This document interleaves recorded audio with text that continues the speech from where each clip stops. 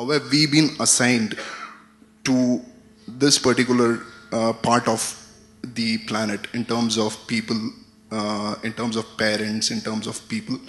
This is in terms of existence in this planet. And the other question is, which again triggers my belief in God, is who's the person who controls our life before we are born and after our death? So you believe lots of things. So you believe before you were born you were somewhere, after you're dead you're going to be somewhere else, everything you believe. Too many assumptions.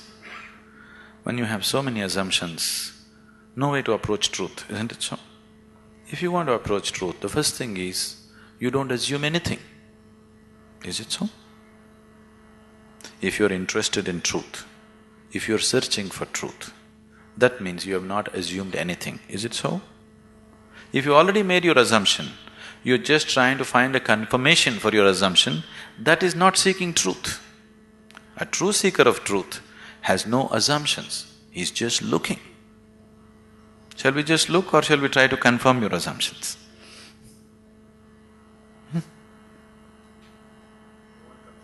You want confirmation? You're right. Does that get you any closer? If I tell you your beliefs are right, does it get you any closer to truth? Does it? You feel better. Oh, okay, I've been right. But nothing gets solved, isn't it? Life doesn't get solved, does it? No.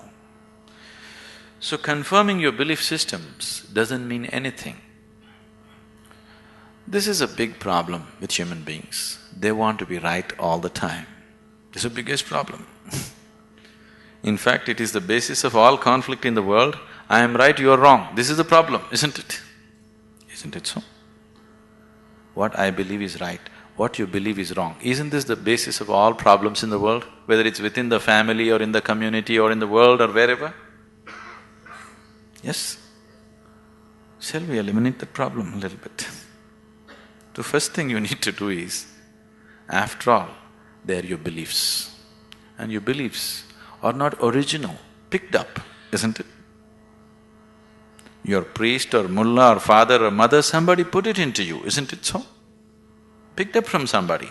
It depends how powerfully they worked on you. And they work pretty powerfully because the business is at stake otherwise. So, what you assume may have nothing to do with reality.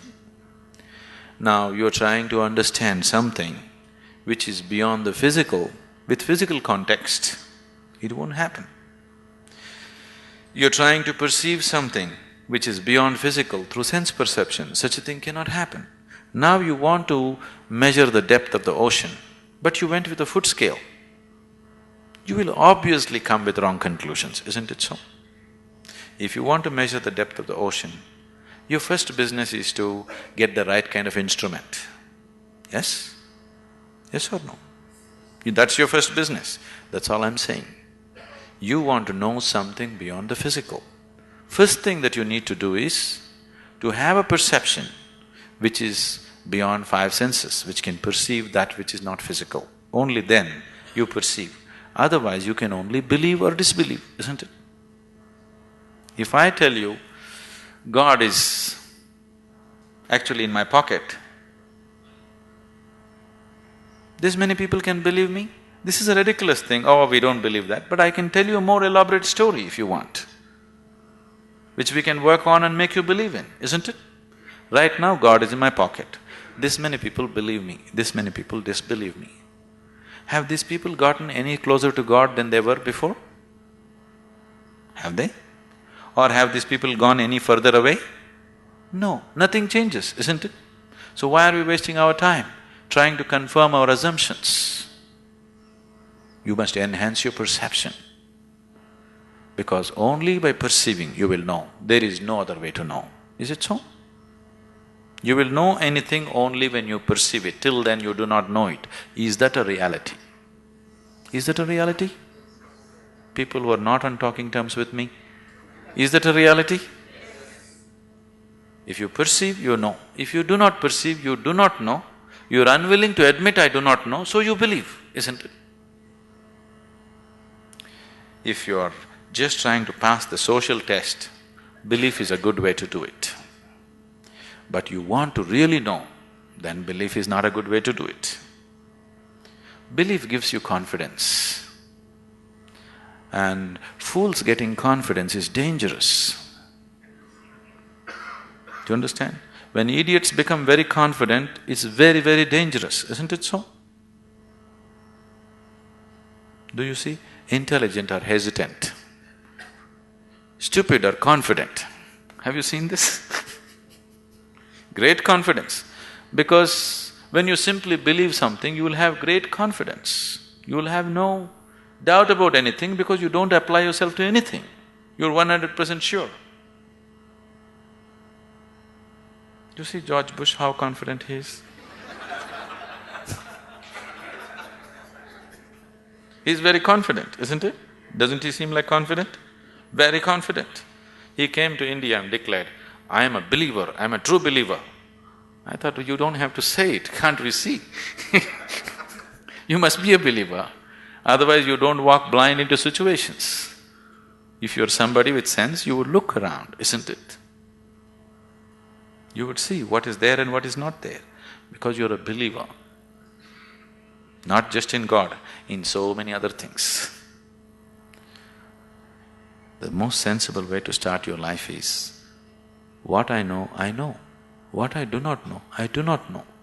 Once you come to this sincerely, you will see your knowing will constantly go on expanding on a daily basis. Otherwise, the moment you believe, you are stagnant. Belief is death actually. Marx said, is the opium, religion is the opium, because it puts people to sleep. He's very right. It's put people to sleep, isn't it?